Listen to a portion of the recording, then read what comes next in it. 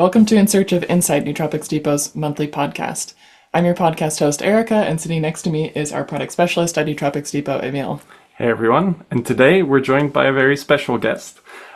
Many of you might not know him by face or even by his real name, Joshua. You'll probably know him by Mr. Happy from the LongeCity days and the Mr. Happy stack. So today is an episode going back in time. We're going to talk about the early days of Nootropics.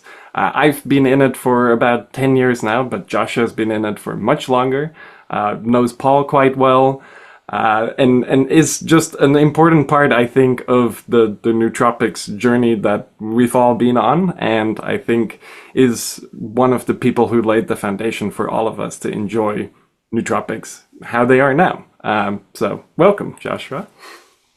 Thank you, Emiel and Erika.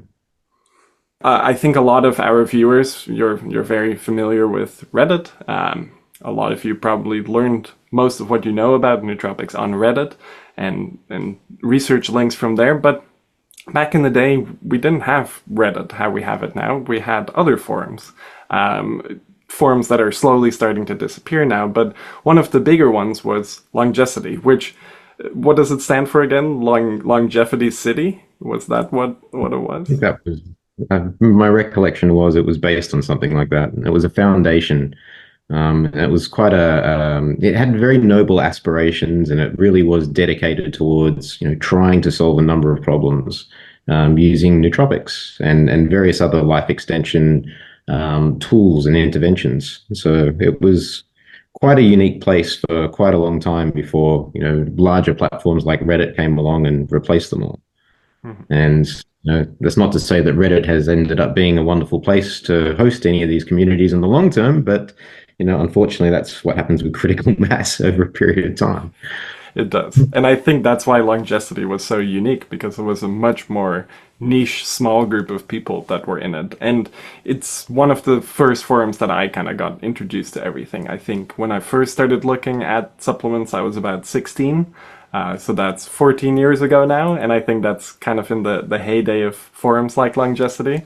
And I think that's where I got my first recommendations from. So I think the first thing I ever took was ginkgo biloba, and I think I read about it on LongeCity, and I went to the local pharmacy and I found some, and I started taking it together with a cup of coffee and studying, and I felt like a very cool 16-year-old at that point, that I was taking some nootropics. And then that actually ended up informing my decision to go study psychology and then a bit of neuroscience.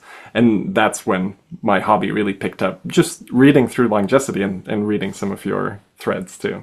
But it was a group of, a very interesting group of people, I think, on there, very knowledgeable. Yeah, pioneers who were dedicated to exploring some of the fringe areas and not being not concerned, but being cautiously optimistic in how they were self-experimenting with a number of these different compounds and nootropics and supplements and things. So it's interesting, like that really was the the early days and the foundations of what we have today. Mm-hmm. It's interesting, actually. I think looking back on those days, the things that we used to do back then were fairly novel. Like we were exploring different compounds that were known in certain articles or certain research circles to have effects in other animals, but not well studied in humans.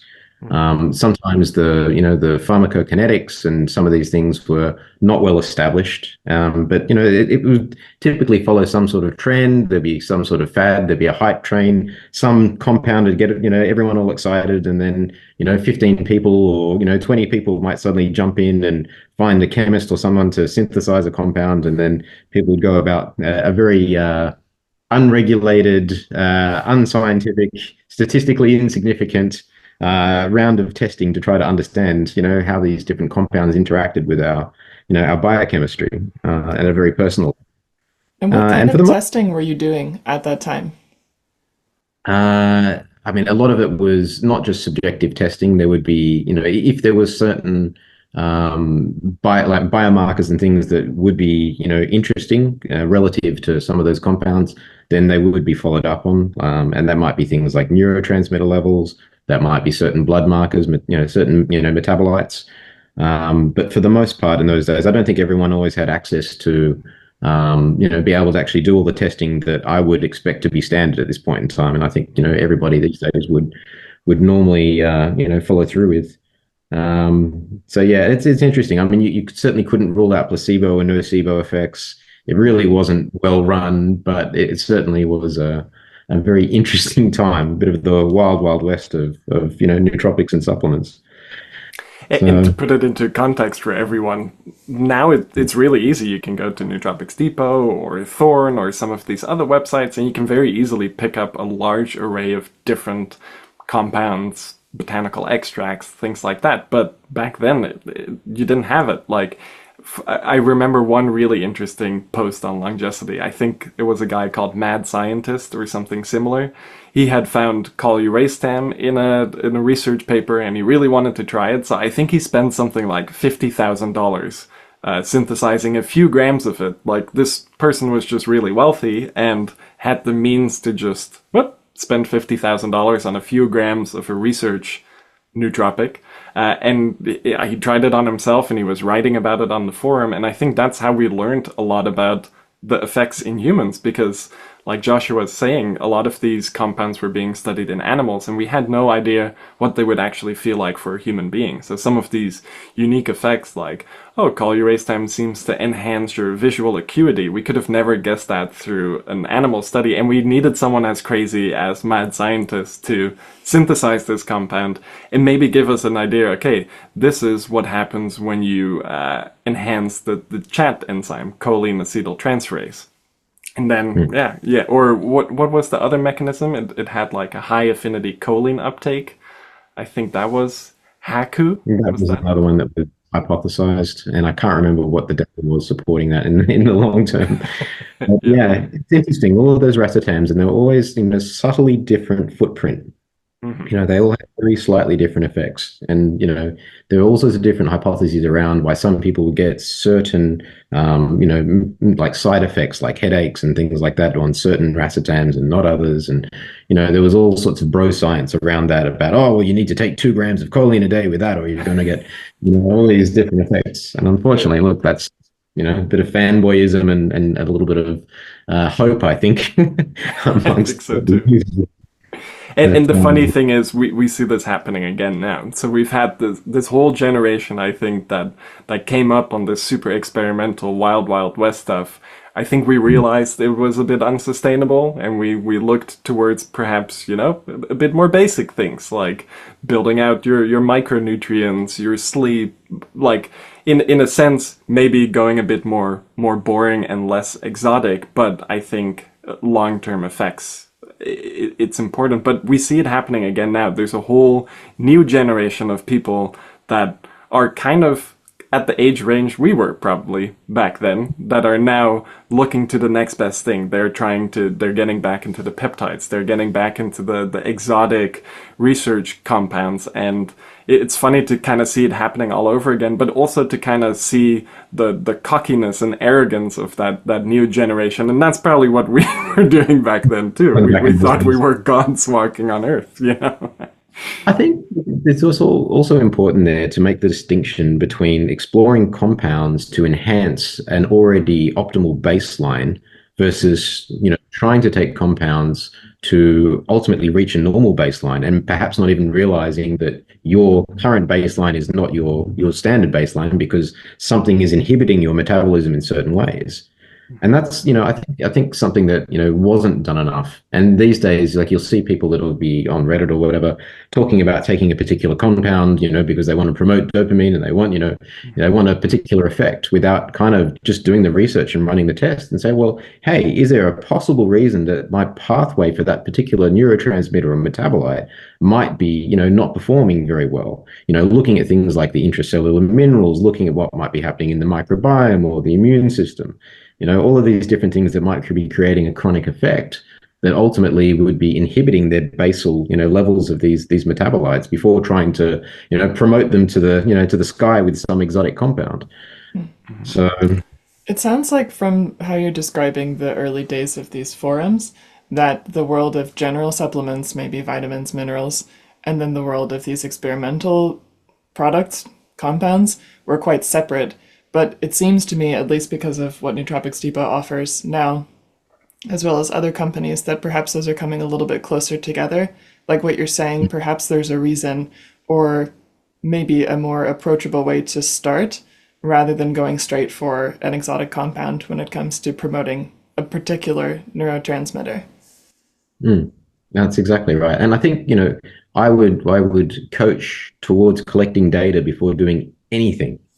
Establish what the baseline is, and that way you can actually quantify if you're having results from using a particular compound or strategy towards trying to enhance a pathway or a particular outcome. Data equals good decisions. No data is just, yeah, mush, mush and fluff. And were So, you already taking that approach back in the LongeCity days?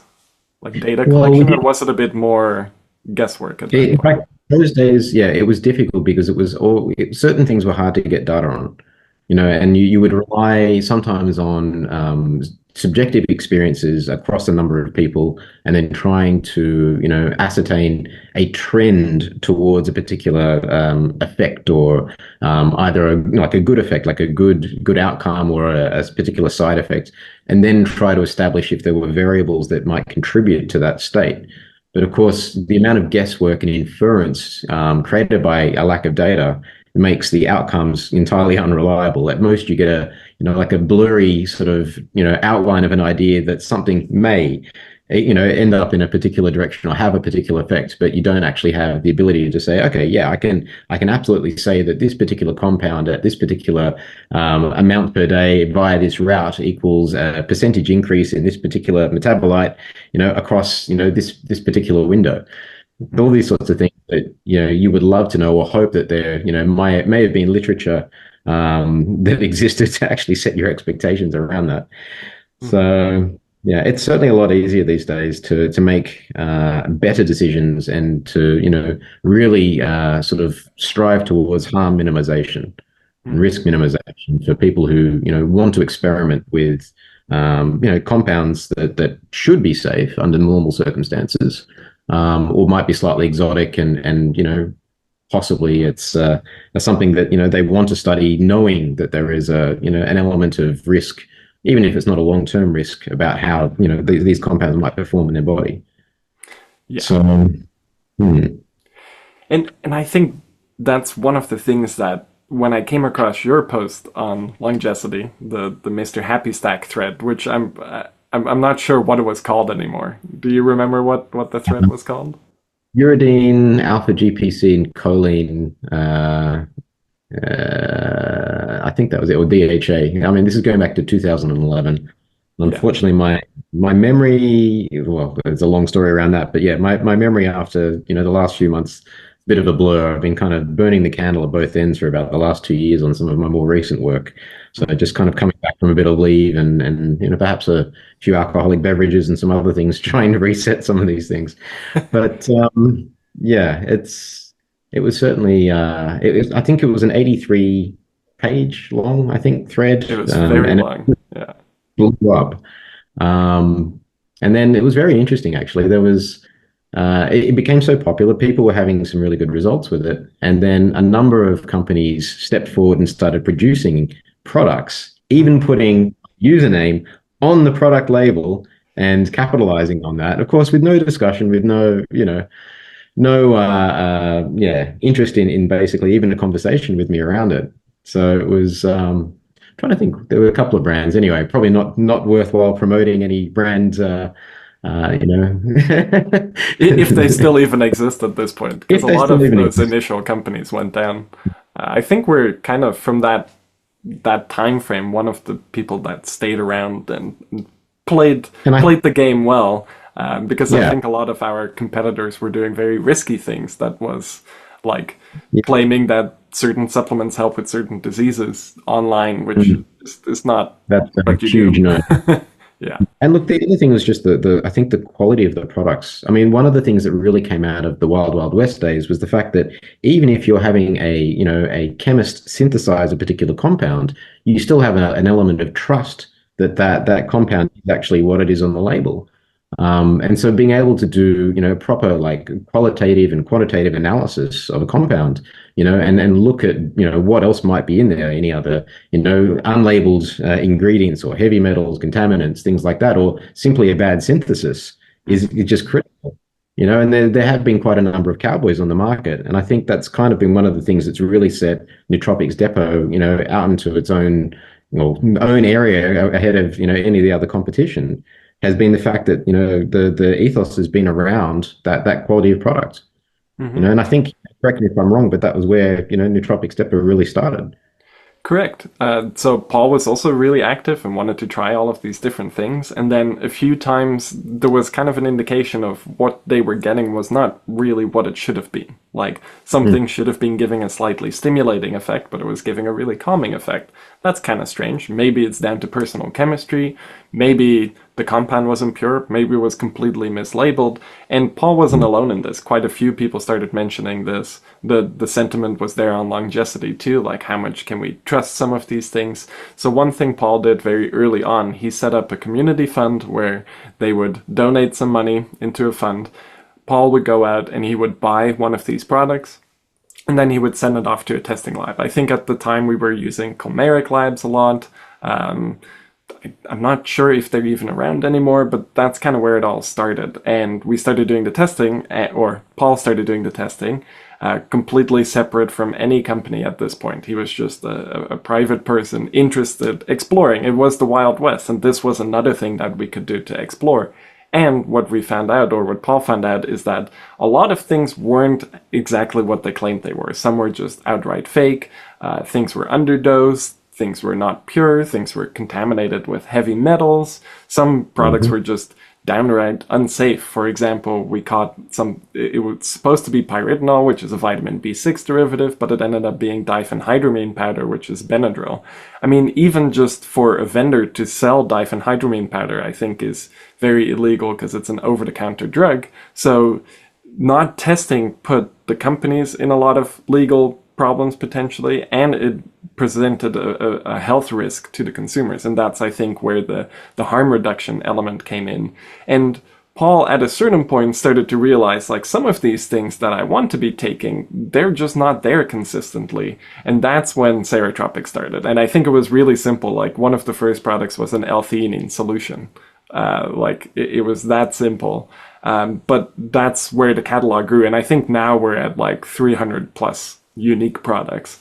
So over the last 10 years, a lot has changed, and we've built out our own lab, and kind of Paul's first vision of making everyone a little bit more responsible for their actions, sellers and people consuming these compounds. I think it's playing out now a little bit more. People are more aware of lab testing, they're more aware of certificates of analysis, and now you can actually find things that are passing testing quite consistently, our own products and some of our competitors too.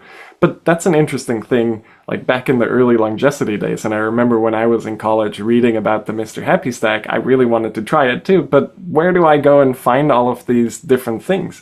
Powder City was one source. I think most of us were probably getting the majority of our stuff from Powder City. I think they were really the top dog at the time. What they were selling, I'm not sure, but yeah. Yeah, they were definitely a very helpful vendor around that period. And it's funny, I haven't actually even checked to see if they still exist at this point in time. I don't know. They don't. No. So the website is technically still up, but Powder City itself went under, I think, around 2015. Like it already happened pretty early on. And then it got bought out by someone. I think like two guys bought it out for quite a lot of money, and then resold it for a lot of money. And then it went to this guy who was also running like a sketchy Kratom website, and he would like redirect people from the Powder City listings to his listings, so it looked like the Powder City website was up, but when you added something in your cart and you went to check out, it took you to his website. And then I think he actually ended up getting arrested for some sketchy stuff with the Kratom, and it was a whole mess. So I think the Powder City website might still be up, but it's definitely not the actual Powder City anymore, and I wouldn't trust them. And at the time, like, they were one of the more trustworthy vendors, I Trustworthy think. vendor. I remember even getting some Tonga Ali from them. It was like a 2% urocominone extract. No one had heard of that. Everyone was doing the ratio extracts, but then they said, hey, you know what? Ratio extracts are bullshit. Here's a 2% urocominone. And that's kind of the first time I started hearing those sentiments. And this is before I was at Nootropics Depot. So a lot of that was already in my mind. And when I joined Nootropics Depot, I was very refreshed to hear that that's exactly what Paul was saying too. And we're all on the same page. And we took that vision further and further to the point where we have a crazy lab now. Which, if you're ever in Arizona, you're welcome to tour the lab, and maybe we can film a video there. It's I look forward to that. majestic I've place. heard really good things. Yeah. Well, that'll be good. Yeah, it's really interesting. That product purity issue has been such a problem, and like even just like up until recently, I think there's some changes happening on Amazon. But one of the things that was really disheartening was how many faked products you would find. They would be in a bottle with labels. They would look almost identical, if not identical, to the original vendor's product, and it would be something. So it would be it, and that was such an issue that I was going out of my way not to use Amazon for a source unless it was coming directly from an Amazon store that happened to be coming from that vendor itself. Yeah. And I see that Amazon stepped forward now, and I think moving forward, there's going to be a requirement for like a COA for every product for you to be able to list it, which I think is a significant step forward, in actually, again, harm reduction. And technically that's true, and we would love to actually see that being implemented properly. But in practice, because this has been going on for a few years already, but there's brands like Tonique on Amazon that we know for sure a lot of their stuff is not what they're claiming. We've tested some of their things. We've actually reported them to Amazon a few times, and Amazon doesn't really do anything with it because, on the one hand, we want to make sure that everyone is getting the proper things to take. But we also need to be competitive as a business. So if all of our competitors are basically selling ground up houseplants in capsules and selling it for the same amount that we're selling, like, they're obviously going to be the ones winning because they can have it cheaper, they can make a lot more money, they can then reinvest that money into sketchy marketing strategies where, like, they'll put little notes in the bottle like, hey, if you give us a 5-star review on Amazon, we'll give you a free bottle, which is totally against Amazon's terms and services. But that's why some of these products you'll see hundreds of 5-star reviews, because people will order a bottle, they'll see this, they'll make a review, and now they just got a free bottle of something. We do still see a lot of weird stuff happening there, but it has gotten better. And luckily there are some brands out there that are good, like Foreign is really good. We're obviously really good. And so now there's at least more reputable vendors around. I think that's the key thing. At some point, you kind of just got to look at the overall benefit and the risk in your product choices and your vendor sources. And look, Nootropics Depot has never, as far as I've ever seen, has never really put a foot wrong. There hasn't been any scandals we've seen with some of the other very large brands. The care in the actual final quality of the products is definitely something that other companies should ascribe to or aspire to. Just to give an idea of how anal we can be about these things, we were making isoliquitogenin tablets, and I think they were 25. They were supposed to be 25 milligrams each. So we test the raw material, make sure it's good, take it out of quarantine, and then it moves into production, and we do our own entabulation. And then once we have the tablets ready, we take a few of them and then we test those to make sure that they actually hit the concentration. And I think with isoliquitogenin, we were averaging 24 milligrams, and that wasn't good enough for us. Or maybe it was like 23 or 24 milligrams, which technically is within spec, but we don't want to short anyone even by a milligram. So we scrapped that entire batch and redid it. So these are like 100,000 tablets or something like that are just being scrapped just to redo it. Because we want to have perfection, and a lot of people wouldn't make that step.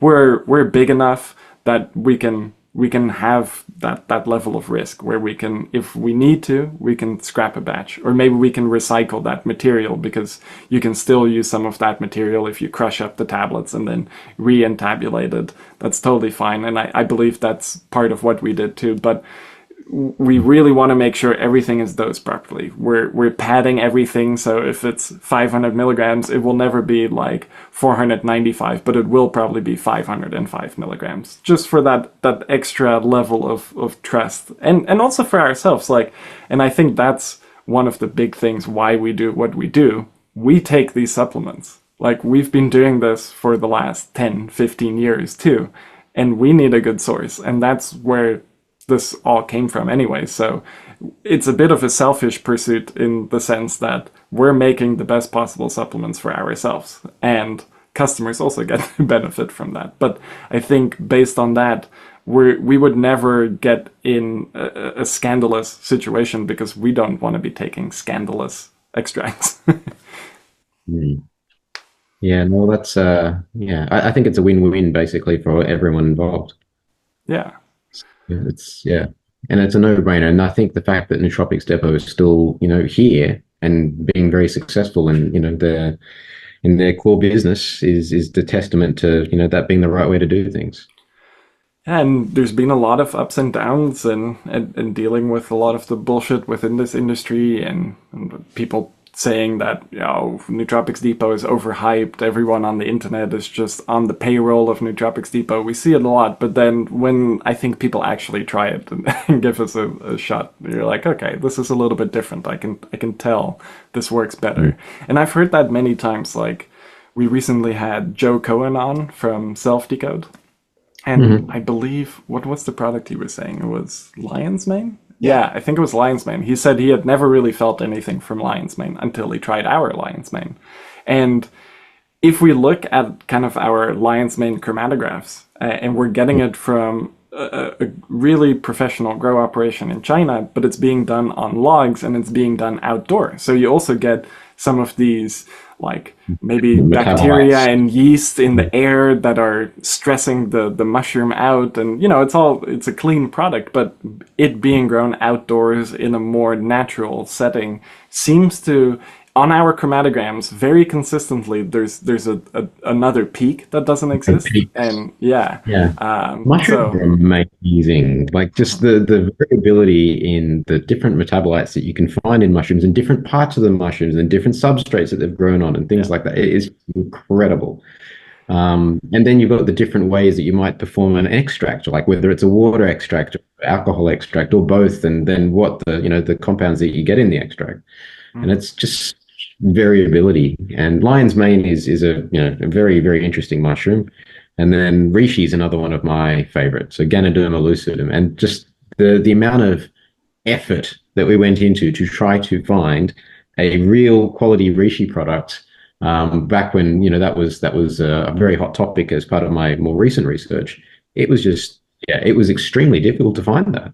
Yeah, extremely difficult. And it's one of the mushrooms that's really hard to grow. So, and I'll get into I'm not sure if I've explained our Lion's Mane project at all to you, but we're doing some cultivation work. That's going to be very interesting to learn more about. And cultivating Lion's Mane is pretty easy. It grows from, once you have an inoculated substrate bag, from there it can take like 2 weeks, maybe a month, until you have a really big fruiting body. But with reishi, it's a completely different story. The total inoculation time is way longer, and then the growth time is really long. Like, it can take 6 months for a reishi fruiting body to mature. So even doing research on reishi is tricky, because it takes you at least half a year to even grow your biomass, and then you have to do all of the research. But lion's mane, it's a little bit easier. And during the pandemic in our house in Phoenix, I had a little mushroom lab set up with a laminar flow hood, and I was doing cloning of some mushrooms and growing some lion's mane, and then taking that lion's mane and drying it out and taking it to the lab. And then we were extracting different compounds from it. And then we had an idea, okay, if we look at all of these different Heritium erinaceus cultivars, a lot of them have different physical characteristics. Like one might have longer tendrils, one might be a bit more dense, one might be more round, different colors, different growth rates, different ways in which they respond to temperature. So we had an idea, does that maybe also affect the bioactives? And can we maybe find a cultivar of Heritium erinaceus that produces a lot of biomass quickly and a lot of bioactives? So kind of finding that holy grail of something that grows really fast, produces a lot of material and a lot of actives. And then we also realized, well, Heritium erinaceus contains all of these interesting compounds, but so does Heritium coralloides, Heritium americanum, Heritium abiatus. So we decided to take 21 different cultivars and species of Heritium. We cultured them all out and we grew them in a really big tent that we have kind of out in our lobby. And then we did extraction work on those. And we also made an adenosine A reference standard by separatory HPLC or HPLC. So we're actually able to pull some of these compounds out on separate columns and then concentrate them. So by doing that, we've been able to do quite a lot of research. And also now figuring out different extraction methodologies. And one thing we found out, for example, is that the hericenones hate water. Like, even if there's 0.1% water present, they basically won't extract. So if you're doing a traditional water ethanol extract, yeah, you might not actually be pulling out as much of the hericinone as you might want. So we have to figure out ways to use totally anhydrous solvents, which is also difficult because anhydrous ethanol is basically impossible because it just attracts water so quickly and makes that azeotrope. So that's a bit too complex. But we can look at a few different solvents and then try and optimize. Unfortunately, I think supercritical CO2 won't necessarily work in our case, but there are some other solvents that we can use. But I think what's interesting about mushrooms, it kind of reminds me of the early days of LongeCity and Nootropics, where there wasn't a lot known yet, and there were a lot of low-hanging fruits to pick. And I think that's kind of where we are at now. And it's so exciting to be able to, with very minimal effort, make huge discoveries. And that's going to get harder and harder as we progress because, you know, the low-hanging fruit has been picked and now we're up against some real hardcore science. But for now, it's so easy to just figure out, hey, maybe Heritium coralloides produces some more interesting compounds actually than Heritium erinaceus. So should we be taking Heritium erinaceus? Or if we actually want some of the best lion's mane benefits, maybe we have to hop on over to a different species, or maybe we have to start combining species or combining different cultivars, which I also think is interesting from kind of a Western perspective.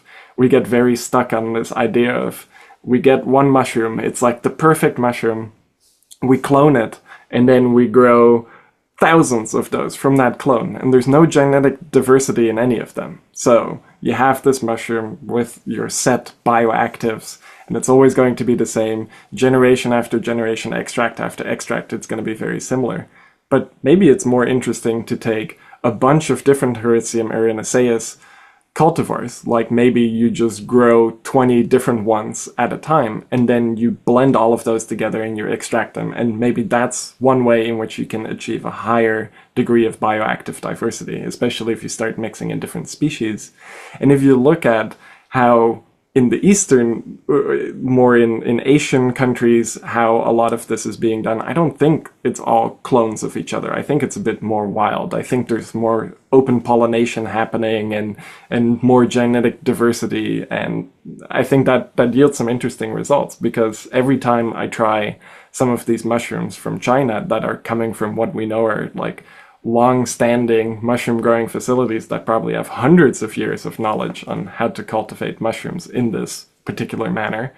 Because, for example, the mushroom cultivation in human history is pretty recent. Like, it's from the last 50 years or so, like indoor cultivation of mushrooms, how a lot of us are doing it. But if you look at Reishi, apparently they were doing that hundreds of years ago. They already figured out how to grow it. And people in China have access to that knowledge, and I don't think we necessarily know what they know. So there's been this whole sentiment of like, Chinese mushrooms are bad, you should get them from a lab in America with like no diversity of bacteria and yeasts in the air, no fluctuating temperatures. It's all the same exact humidity. It's all the same exact temperature. It's the same exact light. It's the same exact air. It's the same exact clone. Maybe we're moving backwards a little bit there, and we should look for a bit more genetic diversity. And that's why mushrooms are super fascinating. Diversity, I think, is very important in that. And I think that's probably the same across other areas of, of research as well. But yeah, I think, look, I think the research into mushrooms over the next decade or so is going to be very, very interesting. I really think we're kind of just scratching the surface as to, the possibilities of what they can do. Immunomodulation is obviously a very big factor, but there's, so many different things that Reishi, for example, can do for, mitochondrial metabolism and very specific things for certain, like herpes viruses and things. So there's quite there's quite an area of research that just really needs to be focused on around some of these different species. But, I think, time and funding and these things will happen. But, what has your focus been with your research on Reishi? well, Reishi, when I first started getting interested in Reishi, it was for Epstein-Barr virus and also for just a number of the different things that Epstein-Barr virus does to evade the immune response. And what Reishi was able to do for Epstein-Barr virus, and more the point for the host metabolism and the immune response to Epstein-Barr virus. So where that got difficult, though, was trying to understand, which Reishi products were going to contain the particular triterpenes and things that I was finding in these research papers that would have the effect that I was chasing for use in the protocols that we were developing at that time.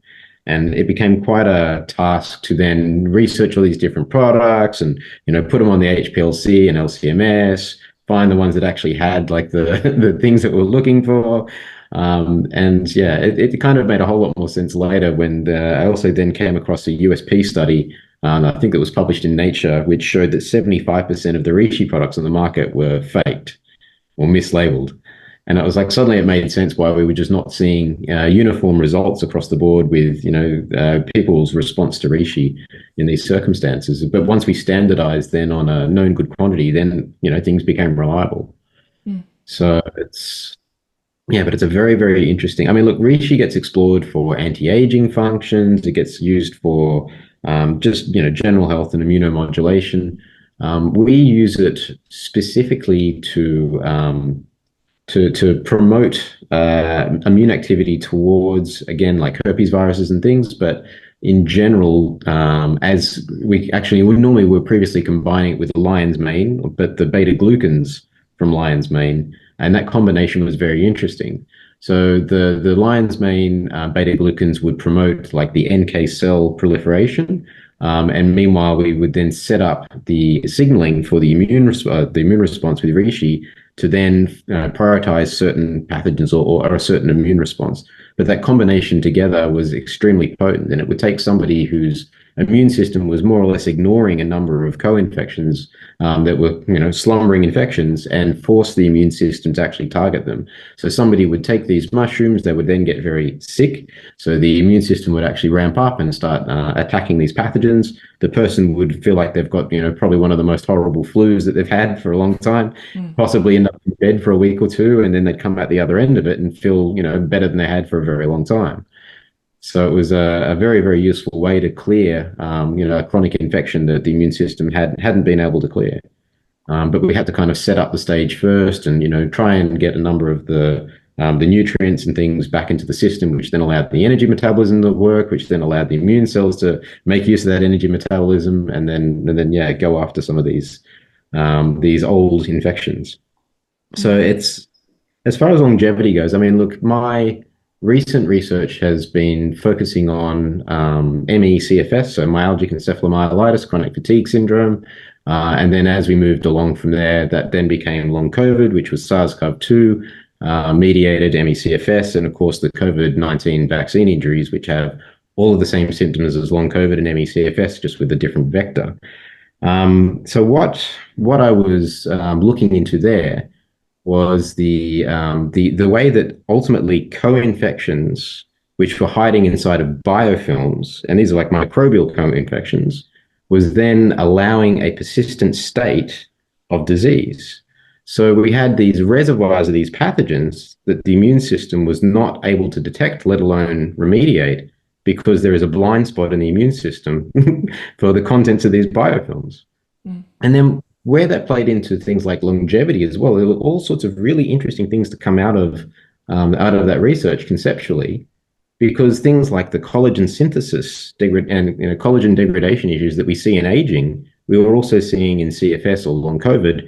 And you take like a 20-year-old who suddenly looks like they've gained 20 years and they've got that wrinkly skin, and they've got like the Ehlers-Danlos syndrome type collagen synthesis issues and all these things that are just like, it's like rapid onset aging in what was a previously healthy person.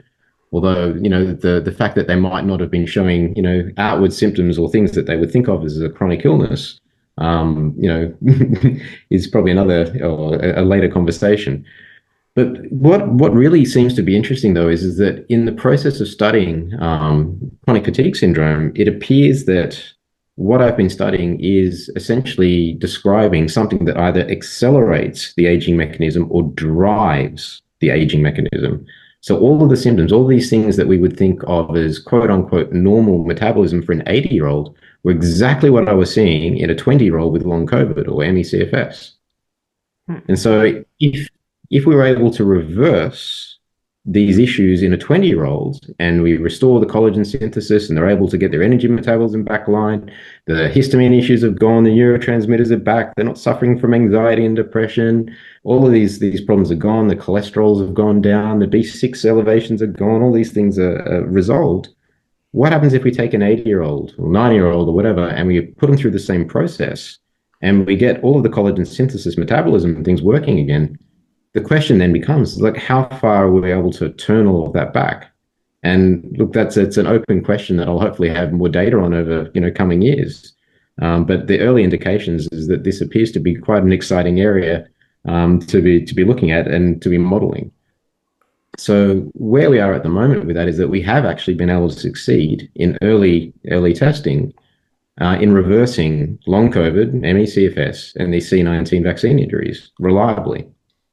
And it's not by, treating the catalyst. Like there's all these different things. And you'll find, look, other common things that you'll find is that there are a number of other named diseases. Like you'll have, post-finasteride syndrome. You'll have, actually, we're talking about lion's mane. There's already a that you'll find on Reddit with lion's mane recovery group and things like that, because it has the ability to act as a catalyst to create this cascade, because it alters the immune system for a period of time that in a complex environment of co-infections allows this particular cascade to progress to a point where they then snowball off and fall off the cliff into this trap. So okay. And then likewise, does that have something to do with the biofilms that you were mentioning earlier yes, too? Okay. entirely to do with biofilms. And so what my research basically shows is that there are two major blind spots in our immune systems. So one of them relates to these microorganisms, and so that's these biofilms that they create. So that's like an extracellular matrix, these proteins that are like 3D matrix that's around these microbial cells, which then allows them to still, absorb nutrients that are circulating and produce these metabolites, sometimes toxic if they're a pathogen, but basically evade any kind of immune surveillance. They're still susceptible to certain things, but largely other microorganisms, which are then able to produce certain toxic compounds that might either break down, biofilms or inhibit certain pathogenic species. So there's like an ongoing daily war between all of these different microorganisms to then maintain some kind of balance. Anyway, I'll come back to that. The other blind spot in the immune system, well, other major one, and I'm sure there's probably more, is to do with the like the herpes viruses and HIV and HPV viruses, where there is a latent and a lytic state to the viruses. So we have latency when the viruses are not replicating actively. They still are producing viral antigens and things, but not in any way triggering an immune response. So it's kind of like having a sleepy, smoldering infection where you might have, it might start with one infected cell in a tissue, and then via, like, for example, transcytosis, that one infected cell over many decades might slowly spread out and infect, the entire tissue. And that might be a very, very, very slow process. But because the immune surveillance is not intervening in any way, it's not relevant really up until the point where something triggers those latent cells to become lytic. And what my modeling did is basically uncover a number of the influences and a certain metabolic state, which then causes the reactivation of the herpes viruses. And this is where, for example, you're seeing like all of the shingles, reactivations and cases and things, after COVID, or the COVID vaccines, or we're seeing Epstein-Barr virus reactivations and all of these other things. And it's funny because it plays into this whole history of chronic health issues that people would have seen, maybe not understood, how they were leading to this state. So things like you've probably heard that probably 30% of the female population suffer from iron deficiency, and it's a smaller percentage of the male population for obvious reasons, menstrual cycle differences. Men don't have one, and other certain reasons. But the other thing is also just the surface area for biofilms in a female body is a larger vector than it is in a male body. There's a larger mucosal surface area, so the ability, or for biofilms to expand and grow over a surface is significantly higher. So that unfortunately means that women are overrepresented in the chronic illness spectrum because of that vector, in my opinion. And where are these present then? And how do they largely grow? How do they grow? So even normal healthy bacteria, so beneficial bacteria, will produce biofilms, and there are different types of biofilms. All of these different species will produce different structures. And sometimes you will have a number of different species will come together inside of one biofilm, and they will produce a different type of biofilm by their combination. And that different type of biofilm might be more resilient against things that might otherwise break down biofilms. A number of things that we do, like daily activities and certain things that are in our diets, will actually help us degrade these biofilms and keep turning them over. So if you could imagine that if the biofilms are broken down, then the immune surveillance gets an opportunity to inspect the contents and make decisions about what stays and what goes, providing, of course, the immune system's not otherwise distracted or busy with other antigens, like viral antigens, for example. So otherwise, normally, these microbes that are hiding inside these biofilms, once they mature and they proliferate, they come out of the biofilms, they disperse, and then they look for a new surface to adhere to, and then start producing more biofilms. They lose their motility, and then this whole cycle goes, and repeats. So that's the planktonic stage when they're mobile or motile. If the immune system is not available there to provide that checkpoint because it's busy, or because there are certain things that are causing someone to be immunocompromised, then the surface area of those biofilms, or pathogenic biofilms, becomes, a real issue. So it's a way that they can rapidly expand.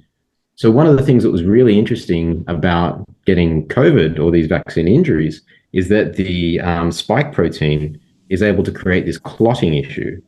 That clotting issue creates hypoxia. The hypoxia is one of the triggers which leads to the reactivation of these herpes viruses. And then on top of just having SARS-CoV-2 or persistent spike protein generation by some kind of emergency use product, you then end up with the herpes virus antigens now continuing to distract the immune system, just like the previous virus or the pseudovirus that triggered it to be reactivated in the first place. And so the long COVID, you would have a much longer period of post-viral fatigue and post-viral symptoms, because you've now had your previous latent viral infections now reactivated, or you've now had significant growth of these biofilms to the point that the immune system is now busy dealing with these other co-infections. So in that way, the SARS-CoV-2, it's not that it's a particularly scary pathogen. It's the fact that it has the capacity to wake up the slumbering beasts and to stir up the immune system in a way where it just lets the underlying co-infections loose to take over the host. So it's been very, very interesting to see. It's the amount of data that the last few years has given us in actually being able to understand some of the pathophysiology for this disease has been just incredible. Like I never, if it hadn't been for this pandemic and some of the decisions that came along after that, the data would not have been available to allow us to perform this kind of modeling. Yeah, this is something I sometimes say to Erica, like you need a dramatic event sometimes to drive innovation. Whether that is something as horrible as war, where a lot of innovations are like even just agricultural innovations and things like that, all came from kind of the Second World War. We didn't have enough food. How do we rectify that problem? Hey, synthetic fertilizers, and that's a good thing and a bad thing. Now we're finding out, but at the time it kind of saved humanity. Yeah, Sometimes we need this trigger, and COVID obviously was a huge trigger for all sorts of innovation. And rapid I think, development. yeah. And one really positive thing that I saw is that a lot of people who previously had no interest in biology or how their body worked or supplements or any of that, after COVID, they started getting interested in it because they got basically health education. Like I even see my parents, what was his name? Dr. Campbell. I don't know if you watched him at all on Okay. YouTube. Oh, Yeah. very much. So Very they interesting were journey. yeah, and they were a huge fan of it, and they were watching the videos, and they started picking up this language, which now allowed me to communicate with them like it kind of my scientific language, and it's cool to be able to connect with people now through something horrible that affected all of us, but also drove a lot of innovation. And I think an interesting thing with scientific research is that basically all of the COVID research is freely accessible. So none of it is behind a paywall, even if it's with very notorious journals like Elsevier, which basically never has anything available for free, and it's always hard to find it on Sci-Hub. They're very good with hiding their research, but for COVID, it was just all out in the open. So even if something was very minorly related to it, boom, it was just all open. And I think, and I hope in the future, Elsevier and Nature sees this as an opportunity to maybe allow more people to read these studies and not have it always be behind a paywall. Yeah, I think, look, really, we kind of need to take a step back as humanity and say, look, if this is our collective project as a species to try to understand cell biology and nature and the universe, why is it that we think it's even remotely acceptable that this information should be locked up behind paywalls in the first place? Why is it that we have journals that are collecting vast amounts of money essentially to run a giant database and website? This makes absolutely no sense. And none of It's it is just, going back into the yeah, actual research. Because I no. was telling you the other day on one of our phone calls, I had a conversation with someone at Stanford, and they're developing a potential new drug for OCD, which is, I think, the third most prevalent mental health disorder. And there isn't a really good way to treat it. And basically, the thing standing between her research and a potential cure is a couple $100,000. But It's these ridiculous. journals are just collecting millions and millions of dollars, and what really needs to happen is that some of these funds need to be opened up to researchers actually doing the research, because those researchers don't have the money to do the research, even though they're at a prestigious institute like Stanford, and that's really hard. And we see it too, because like we came out with our Cognance like acid hydrolyzed bacopa extract, and we would love to do some human clinical trials on it. But I'm sure, as you've discovered too, it's very expensive to do that, Yeah. and Well, we're it's not process always engineering. worth doing it.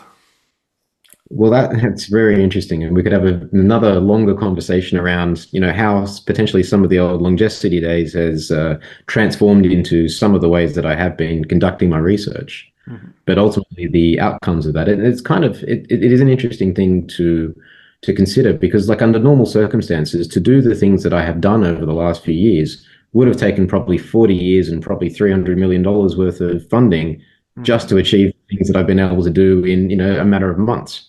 Mhm. I think we kind of need to take a step back and just look at the way things are, how things are being conducted, because I don't think it really is leading to a positive outcome. Yeah. And it kind of leads to this stagnation that we have at the moment. But then also, just from an informatics point of view, we have all of these studies coming out, and they are really wonderful at describing it like a single data point, like one enzyme and, one particular, function of an enzyme under a certain condition, that ultimately then just sits there until somebody decides to pick it up and says, hey, actually, how does that actually fit into a bigger picture, of a system? No one's been really looking at this from a systematic angle. And I think, look, as the machine learning and things continue to develop, that will get easier and easier because ultimately, if you have some sort of GPT-like instance going through, hopefully not hallucinating, and then going through and crunching everything and actually turning it into an actual system, then yeah, then it becomes actually usable. Hmm. So what my work has been is a human version of GPT going through and actually taking all of these isolated data points and saying, well, okay, what happens if we put all this together? What does it actually tell us? How does this work? And then being able to tease out the logic of some of these pathways under certain conditions to a point where suddenly actually everything clicks. And that's what we've been able to do, and then yeah, use that to then develop a protocol which is continuing to be developed and refined and improved, but has been able to transform people's lives and take them back from feeding tubes and palliative care back to enjoying a normal life. Whereas previously that has just been impossible to do. Hmm. Yeah, then I think with the, would you call yourself a citizen scientist, I mean, as that's sometimes that's a good described? label. I'm Yeah. happy. I'm happy to wear that label. It's funny that there are so many. I don't know. There's like a stigma attached to somebody who's not attached to an institution or doesn't go through a traditional pathway, to reach a credential, which then supposedly allows them to research a topic. Hmm. Whereas in many cases the solutions don't come from within; they come from outside. And that's simply because somebody who hasn't had the classical training to look at a particular problem through a set of eyes, through a lens, sees it from a different angle and is able to, to see, oh, okay, actually, maybe there's another way that this works. And my background separate to, my interest in biochemistry came from an engineering background and systems and IT. So being able to look at things through that sort of lens has allowed me to see things probably very, very differently than somebody that looks at it, from a more traditional medical route. Absolutely. Yeah. I think that's, now that you describe yourself as coming from an engineering background, my dad is also coming out of that world, and I grew up with a lot of that kind of sentiment and way of thinking about the world. And I think that's honestly why I was so attracted to your uridine DHA thread and the approach you were taking. You weren't just going, oh, these compounds fit well together, that's it, don't question it, just take it. You really went through an 83-page thread to really dig through all of the mechanisms, communicate with other people, and collect data points just from people on the internet, and then take that and develop it into something more fleshed out. And I think that your approach and what I saw in LongeCity really inspired me to take a more professional approach, because I was supplementing myself, but then also reading some of your threads and reading some of Paul's threads and seeing kind of the differences there.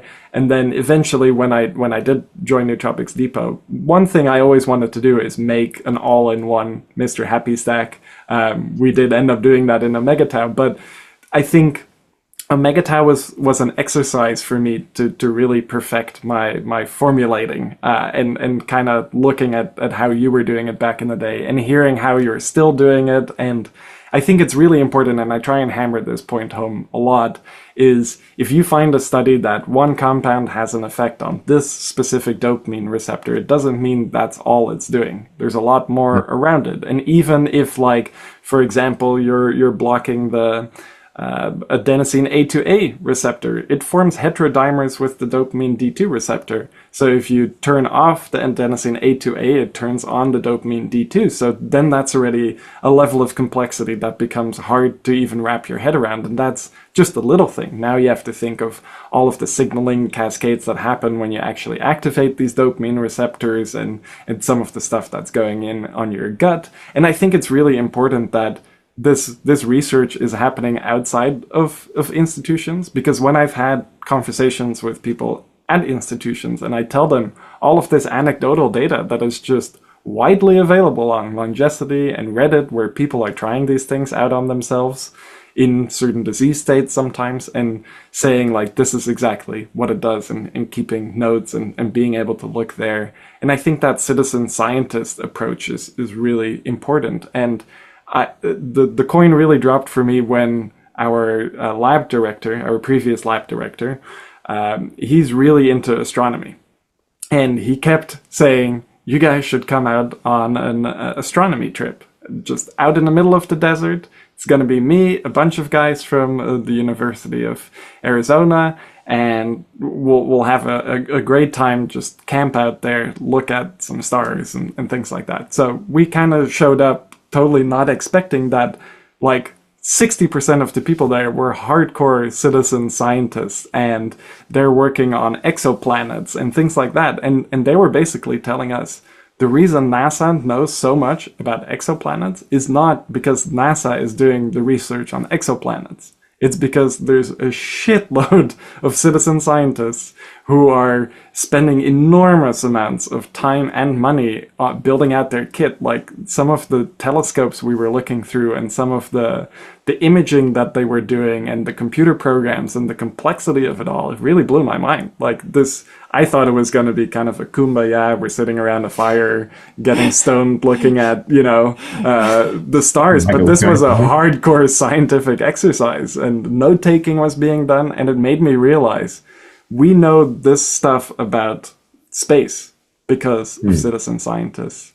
But we also know a lot about what's going on internally in our own brain because of citizen scientists.